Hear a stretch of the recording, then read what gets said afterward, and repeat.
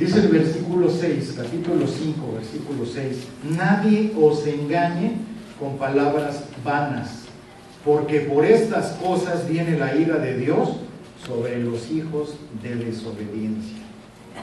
Este capítulo 5 nos habla de una doctrina básica, la más importante de la que vamos a ver en este capítulo. ¿Saben cuál es? La reconciliación con Dios. Cómo Dios nos reconcilia con Él a través del sacrificio de Jesucristo. La reconciliación nos trae paz para con Dios, pero la falta de paz es por la falta de reconciliación con Él. Cuando una persona se acoge a Jesucristo, cuando una persona le entrega su vida a Jesucristo y le dice: te reconozco, creo en ti, sé que fuiste a la cruz a morir por mí, me arrepiento de mis pecados, quiero seguir con mis pecados, pero lo dejo de hacer por amor a ti. Eso es una reconciliación. Pero cuando se pierde esa reconciliación, cuando estamos conscientes de eso, se acaba el problema. Empieza la paz, esa paz que sobrepasa todo entendimiento, de despertar y decir: gracias, Dios mío. Pero cuando no tenemos esa paz, sabemos que estamos peleados con Dios. ¿Cómo nos sentíamos antes? Con la conciencia cauterizada, con el pecado encima, y nos sentíamos que estábamos muertos completamente. Cuando un cristiano está convencido de su seguridad eterna, cuando sabemos que viene un temblor, ¿qué es lo que nos asusta del temblor? ¿Que nos muramos? Pues da miedo, ¿no? Pues dice: se me va a caer el techo, o me voy a ir al suelo, ¿no? Pero si estás seguro, estás tranquilo, porque sabes que vas a estar con Él. Que te dicen: tienes un cáncer, ya te vas a morir. Pues está bien, ¿cuánto me queda para disfrutar? Aquí, porque voy a disfrutar con Él allá. Y ya no tienes paz, estás viviendo en una paz extraordinaria, esa paz que Dios nos da. Pero ¿qué pasa cuando le dicen: tienes cáncer a un inconverso? Te vas a morir. Ay, Dios mío, ayúdame, que se me quite esto. Y empieza el miedito, porque no saben a dónde van, porque no tienen la certeza ni la seguridad de qué va a pasar en su vida. Acompáñenme ahí mismo en Romanos capítulo 8, versículos 38 al 39.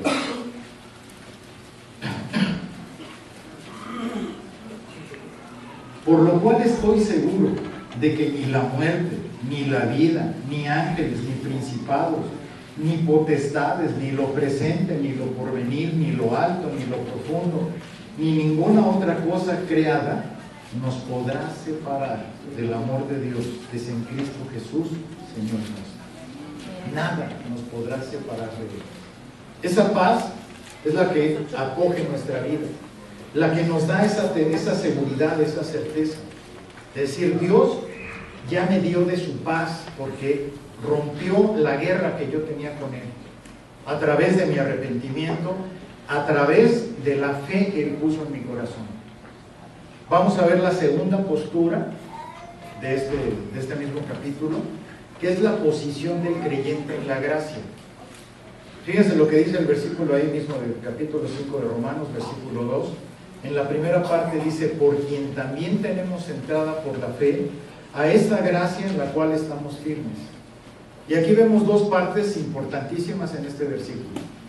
Hay una oportuna combinación de dos términos, si ustedes se fijan. El primero de ellos es que dice: tanto por Cristo, como por ¿qué? Como por la fe. Fíjense, ahí está unido, entrada por la fe a esta gracia. Entonces estamos viendo que muchos hipócritas y legalistas creen que por creer en Cristo ya son salvos, y eso no es así. ¿Cuánta gente le preguntamos: ¿y tú crees en Dios? Sí, claro. Y cuando le dices: ¿y le crees a Dios? ¿Cómo que le creo a Dios? ¿Ya sabes qué quiere Dios para tu vida? ¿Ya leíste la Biblia? Y cuando te dicen: no forniques, fornicas, ¿le estás creyendo? Cuando te dicen: no te embriagues, ¿te sigues embriagando? Pues crees, pero no le crees. Cuando dicen: no mientas, ¿sigues mintiendo? Cuando dicen: no engañes, no defraudes a la gente, ¿le crees a Dios? ¿O nada más crees en Dios? Porque es muy fácil creer en Dios. Todo el mundo le cree, hasta los demonios creen y tiemblan, dice la Biblia. Hasta los mismos demonios. Pues qué, pero le creen. Entonces no es igual.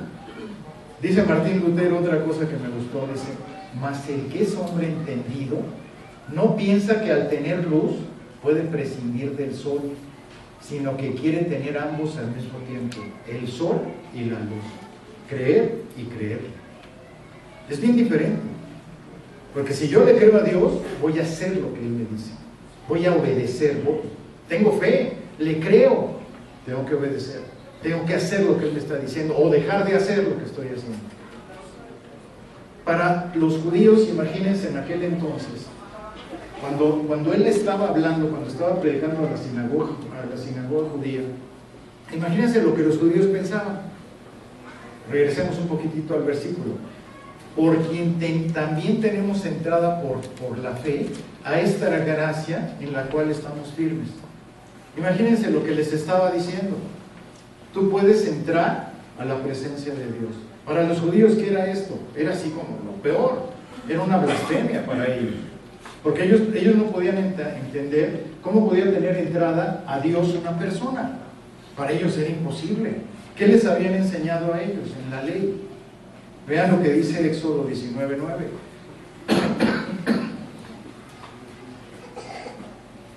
En Éxodo 19:9 nos habla claramente de que para que un hombre pudiera entrar a la presencia de Dios, dice: entonces Jehová dijo a Moisés: he aquí yo vengo a ti en una nube espesa, para que el pueblo oiga mientras yo hablo contigo, y también para que te crean para siempre. Después que el pueblo se purificó de acuerdo a las instrucciones del Señor, también ahí mismo en el versículo 20 y 21 de Éxodo 19, y descendió Jehová sobre el monte Sinaí, sobre la cumbre del monte, y llamó Jehová a Moisés a la cumbre del monte, y dijo, y Moisés subió. Y el Señor dijo a Moisés: desciende, ordena al pueblo que no traspase los límites para ver a Jehová, porque caerá multitud de ellos. Este era un mandato de Dios para el pueblo de Israel. Nadie podía ver a Dios. Nadie. Estaba prohibido, porque dice: muchos se van a morir. Entonces, en el momento que, imagínense cuando el apóstol les dice: nosotros podemos tener entrada para ver a Dios, pues estaban diciendo que estaba loco este hombre. No podían creerle, no podía ser. Creo que tienen calor, creo que están durmiendo todos. Entonces un gentil no podía pasar por los linderos, no podía llegar y creer un judío que iba a ver a Dios, era imposible. Entonces acuérdense que en el tiempo normal las mujeres no podían entrar más que al atrio, no podían ni siquiera llegar al lugar santo. Los sacerdotes llegaban al lugar santo, pero solamente uno podía entrar al lugar santísimo, a la presencia de Dios, donde estaba el arca del pacto. ¿Y saben qué le hacían a ese hombre? Le amarraban uno de los pies, era amarrado, por si se caía, que lo jalaran, porque si entraba en pecado, caía muerto. Y lo segundo, le amarraban en sus ropajes campanitas, unas campanillas, para que todo el tiempo en movimiento se estuvieran oyendo las campanillas de que estaba haciendo ahí. Entraba un ratito en el atrio, en el lugar santísimo, y él estaba haciendo todo, llevaba las precauciones, los panes, todo esto, pero si dejaban de sonar las campanitas, quería decir que ya había azotado el Señor, que ya había que jalarlo, que ya no había ruido. Era como funcionaba. Bueno, se oye muy raro, pero así era. Esas campanillas eran cosidas a las vestiduras, era para que mostraran que todavía estaba vivo, porque no sabían quién había entrado en pecado. Si entraba sucio del pecado, se iba a morir, y todavía se atrevían a entrar así, y muchos se murieron. Tenía que pasar a otro, y entraban y ¡pum! Nada más había un caso. Bueno, me imagino. Pero la muerte de Cristo puso fin a todo esto. La muerte de Cristo dice: ya no necesitas de un sacerdote, ya se acabó. Vean lo que dice la Biblia, Mateo 27:51. Por eso es tan importante que entendamos lo que dice la palabra, meternos al escudriño de la palabra. 27, versículo 51. Cuando murió el Señor Jesucristo, hubo varios fenómenos.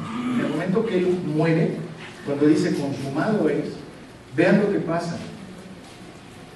Mas Jesús, habiendo, en el versículo 50, mas Jesús, habiendo otra vez clamado a gran voz, entregó el Espíritu. O sea, quiere decir, murió. Y he aquí, el velo del templo se rasgó en dos, de arriba a abajo, y la tierra tembló y las rocas se partieron. El velo del templo tenía un grosor aproximado de 16 centímetros. Era un grosor fuerte. Y se rasga de arriba hacia abajo. Se pudo haber rasgado desde abajo, que le metieran un cuchillazo o en el temblor, pero que se rasgara de arriba a abajo. Era imposible. Una obra sobrenatural de parte de Dios. ¿Pero para qué? ¿Qué nos está enseñando eso? Porque ahora tenemos entrada directa a la presencia de Dios. Ya no es necesario un sacerdote. Ya no tiene que ir un sacerdote de intermediario por nosotros. Ay, señor cura, por favor, le vengo a decir esto para que usted le diga a Dios. El otro día me dijo una señora, usted que tiene vara alta, dígale. No soy sacerdote. Soy sacerdote en mi casa, pues usted también puede tener, si tiene presencia, si usted le da el lugar a Dios, usted también tiene esa misma oportunidad de clamarle a Dios. Pero eso es lo que la gente cree, que todavía sigue igual que cuando fue el tiempo de los judíos. Y la Biblia es muy clara cuando dice eso. Entonces la muerte de Cristo quitó para siempre de en medio esa barrera de que el hombre creyera que tenía que entrar por medio de un sacerdote. En el momento que se rasga el velo del templo, tenemos entrada directa. Podemos ir a la presencia de Dios. Tú puedes entrar a esa presencia divina y decirle, Señor, aquí estoy. Ponerte de rodillas delante de Él y clamarle a Él. Pero eso es lo más hermoso que podemos ver que hizo Jesucristo. Entramos en esa paz, pero entramos a través de su gracia, de su gloria divina, de lo que Jesucristo hizo en la cruz. Acompáñenme a Hebreos 10, versículos 19 y 22. Acuérdense que Hebreos es de un autor desconocido, no sabemos quién lo escribió, pero obviamente fue inspirado totalmente este libro por Dios. Del 19 al 22 dice, así que hermanos, teniendo libertad para entrar en el lugar santísimo por la sangre de Jesucristo, por el camino nuevo y vivo que Él nos abrió a través del velo, esto es, de su carne, y teniendo un gran sacerdote sobre la casa de Dios, acerquémonos con corazón sincero en plena certidumbre de fe, purificados los corazones de mala conciencia y lavados los cuerpos con agua pura. Aquí está, clarísimo. Hoy tenemos la capacidad, tenemos las bases para poder entrar a su presencia y poder llegar. Por eso cuando nos dice la palabra, ahí regresen a Romanos capítulo 5, versículo 1, cuando Él nos dice, justificados pues por la fe tenemos paz para con Dios por medio de nuestro Señor Jesucristo, por quien también tenemos entrada por la fe a esta gracia en la cual estamos firmes y nos gloriamos en la esperanza de la gloria de Dios. Estamos firmes, miren una palabra griega que se llama istemi, que nos está diciendo, nos está aludiendo a un concepto de permanencia. Estamos firmes, permanentes. Tenemos permanencia con Él que no se puede mover, es inconmovible. Eso no lo puede quitar nadie, porque ya estamos firmes con Él. Estamos firmes, dice. Aunque la fe es necesaria para la salvación, es la gracia de Dios la que nos mantiene en esa firmeza, la que nos mantiene unidos a Él y que mantiene la salvación de manera perfecta con Él, que no se va a quitar, no va a acabar nunca. Somos salvados por la gracia divina y es un insulto para Dios decirle, puedo perder la salvación, como diciendo, fallaste, no sirve tu gracia. Entonces es algo muy grave. La gente que en iglesias que dicen es que la salvación se puede perder, es una ofensa para Dios, porque están diciendo lo que hiciste no funcionó, soy mejor que tú porque yo fallé por ti. Qué terrible. Filipenses 1:6, acompáñenme a Filipenses, ya sé que los llevo a muchos pasajes, pero tienen que estar aprendiendo. Ya por eso no se los pongo en la tele, porque si no se hacían flojos.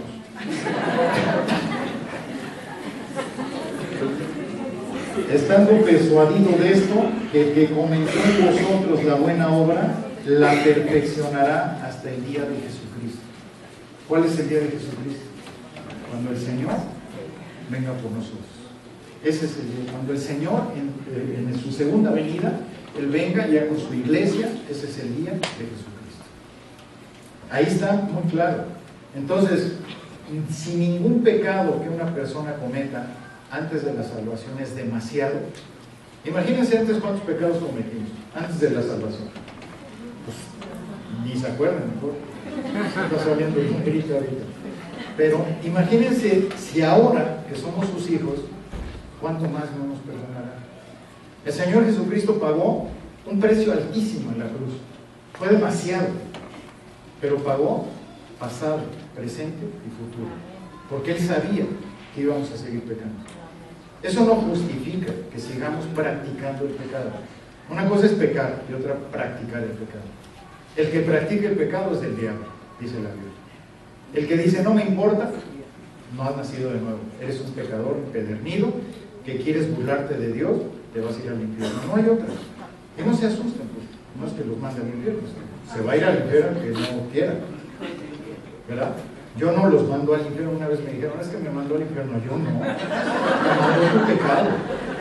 O sea, regresemos allá a Romanos capítulo 8,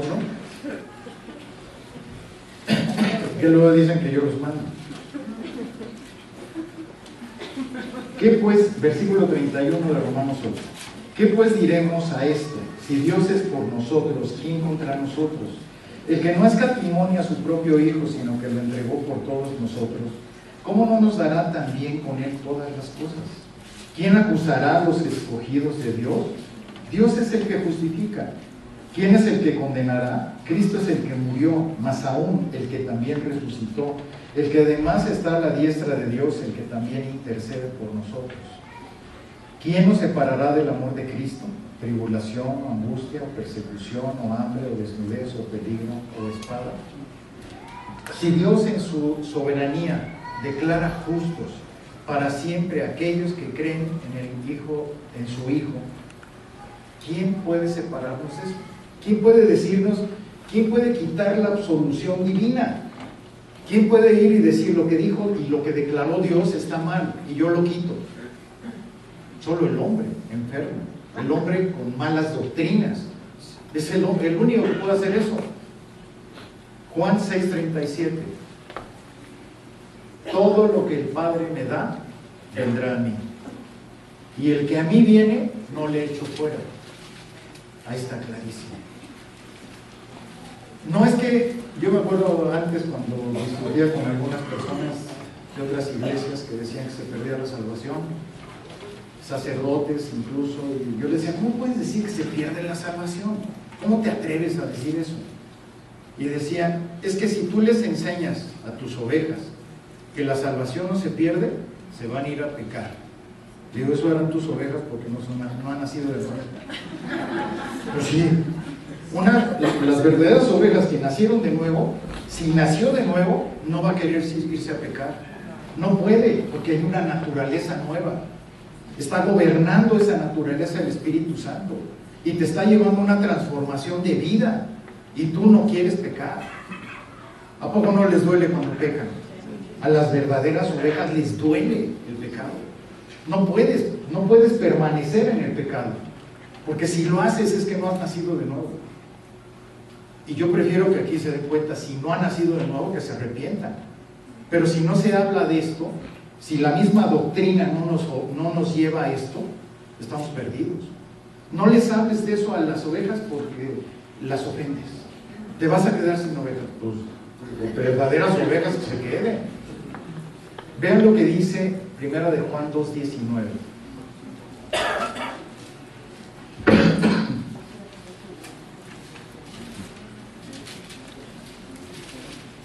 Primera de Juan 2:19.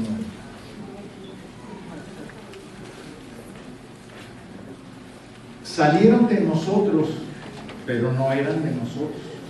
porque si hubieran sido de nosotros, habrían permanecido con nosotros, pero salieron para que se manifestase que no todos son de nosotros. Y ahí mismo en 1 de Juan capítulo 3 versículos 9 y 10, todo aquel que es nacido de Dios no practica el pecado, porque la simiente de Dios permanece en él y no puede pecar, porque es nacido de Dios. En esto se manifiestan los hijos de Dios y los hijos del diablo. Todo aquel que no hace justicia y que no ama a su hermano no es de Dios. ¿Cómo ven? Muy claro, ¿no? O sea, los deseos del creyente tienen que ser diferentes a los que es un inconverso, porque su nueva naturaleza tiene que aborrecer el pecado. Todos pecamos, en un momento dado tenemos un mal pensamiento, una mala respuesta, una contestación equivocada, e inmediatamente el Espíritu Santo tiene que redarguir, tiene que venir y decirte: hiciste mal, pide perdón, te equivocaste, pídele perdón a Dios, porque tiene que haber una transformación en tu naturaleza. Imagínense si el creyente pone en duda su salvación, está perdido, porque entonces va a estar luche y luche por querer ganarse la salvación, y la santificación ¿dónde la deja? Lo que hace el diablo es que las personas que creen en que se pierde la salvación estén luche y luche y luche y luche todo el tiempo por hacer sus propias obras, y entonces se pierde el tiempo ahí en vez de buscar la santificación. Nuestra responsabilidad es buscar la santificación, es parte de nuestro compromiso, obviamente el Espíritu Santo haciendo la obra en nosotros, pero nosotros cada vez más. Quiero más de Dios, quiero agradar más a Dios, quiero llevar todas las coronas que pueda, no para gloriarme, sino para que yo no llegue con las manos vacías. ¿Qué tanto estoy haciendo? Porque de otra manera, si la gente piensa que la salvación se pierde y que tiene que estar haciendo obras para recuperarla, es una obra humana. Ya no es la gracia, ya no es la gloria de Dios. Entonces, para concluir, Pablo ha demostrado que cuando nuestra salvación se trata de hacer una obra consumada de Jesucristo y no del hombre, ahí estamos viendo claramente que eso nos va a traer paz y nos va a dar una seguridad interna. Estamos en paz con Dios y sabemos que su gracia es soberana por eso. La pregunta que te tienes que hacer a ti mismo es: ¿estás experimentando esa paz? ¿Estás disfrutando de esa paz interna con Dios? ¿La estás viviendo de verdad? ¿O no la tienes? Y esa es una pregunta que tienes que hacer, porque si tú no estás gozando de esa paz, si tú no estás disfrutando verdaderamente, si no tienes esa seguridad y en tu evaluación interna, ¿qué está pasando? Nadie va a alcanzar la salvación por obras, nadie por ser bueno se va a salvar. Nadie porque hagas obras buenas te vas a salvar. Eso viene como respuesta de haber nacido de nuevo. Entonces, si tú no estás confiando en la obra de Cristo en la cruz, para entregarle verdaderamente, si tú no has, sobre todo las personas que hoy vienen por primera vez, que no han nacido de nuevo, que están dudando de su salvación, ¿qué es lo que Dios te pide que hagas? Lo primero es que te arrepientas. Arrepiéntete en serio.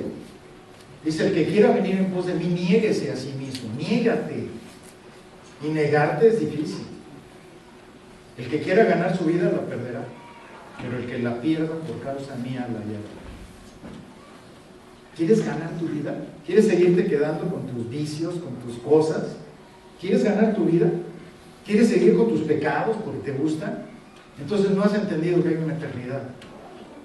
Crees que esta es tu única vida, que te vas a morir y se va a quedar tu cuerpecito y se lo van a comer los gusanos y ya.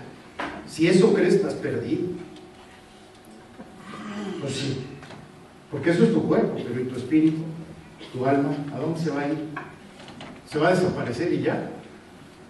Entonces, tenemos que entender que el ganar nuestra vida ya no es para nosotros, porque nuestra vida le pertenece a Él. Entonces, si mi vida le pertenece a Él, yo tengo que vivir para Él. No puedo seguirme haciendo tonto. No puedo seguirme durmiendo en las prédicas. Si me duermo en las prédicas es porque estoy lleno de demonios. Es en serio, los demonios te adormecen. Los demonios te duermen para que no escuches. Hay gente que quieren dormirla, léale la Biblia. A la rurrumena. De verdad, es la mejor manera de dormir a alguien. Léale la Biblia. No soportan la palabra de los demonios. Eso es lo que sucede. Entonces, tenemos que dejar de seguir luchando contra nosotros mismos. Y es decir, Señor, tú hiciste un llamado a mi vida. Perdóname.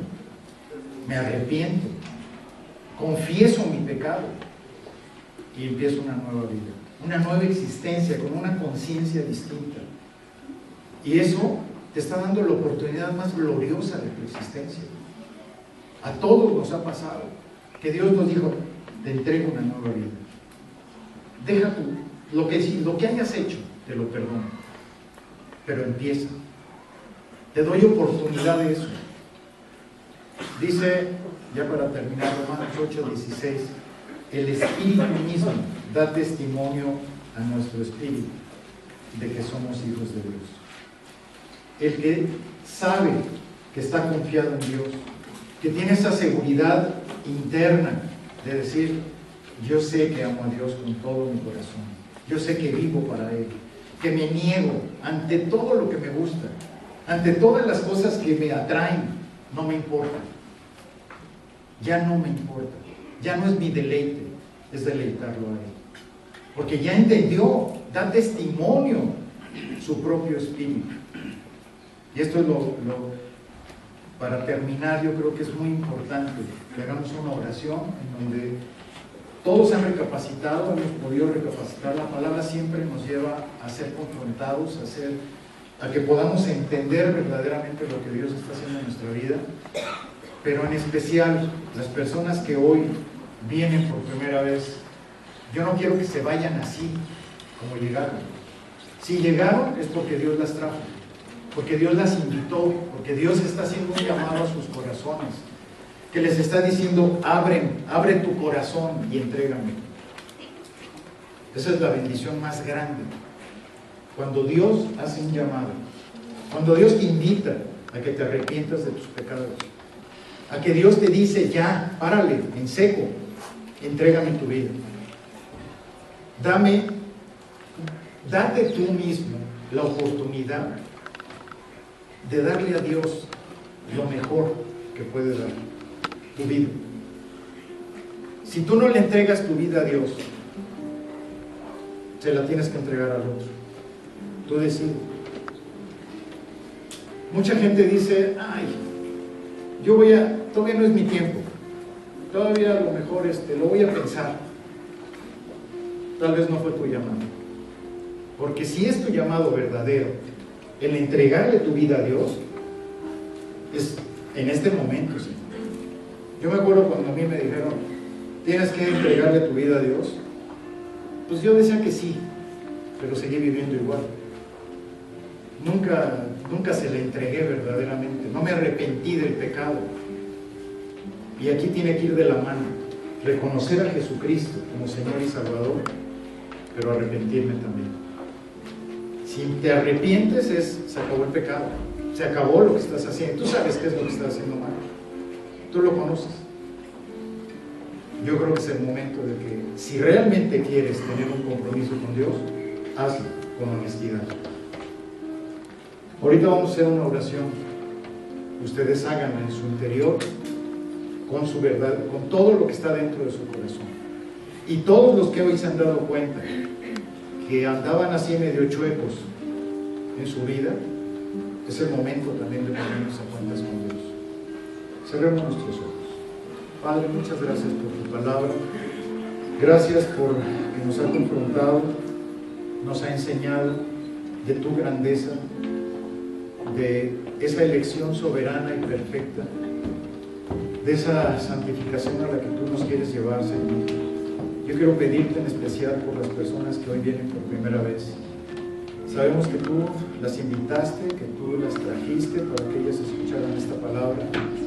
Y yo quiero pedirte en especial, Señor, que si es tu llamado verdadero, esa gracia eficaz que tú pusiste en sus corazones, si esa elección limitada que tú tienes para ellos, si realmente ellos son elegibles de ti, Señor, yo te pido que pongas esa seguridad en su corazón de entregarse a ti, de declararse que te aman con todo su corazón, con toda su alma, con toda su vida, y que están dispuestos y dispuestas a dejar el pecado, que están dispuestas a arrepentirse y a vivir una vida distinta contigo.